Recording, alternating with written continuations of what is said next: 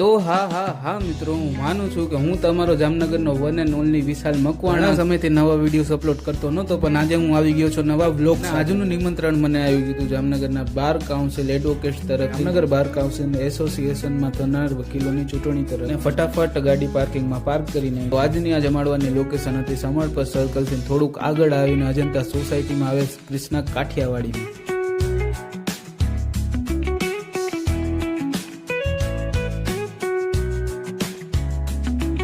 અને જો તમે બધા લોકો જામનગરમાં રહેતા હશો તો તમને બધાને ખબર હશે કે કૃષ્ણા કાઠિયાવાડી જામનગરમાં કેટલી પ્રખ્યાત. ડેકોરેશનની વાત કરું તો ચૂંટણીની તૈયારીમાં તો અહીંયા હોટલ મસ્ત મજાની સજાવેલી. અમે પહોંચ્યા તો જમાડવા ચાલુ થઈ ગયું, જેથી અમે લાઈનમાં ઊભા રહી ગયા.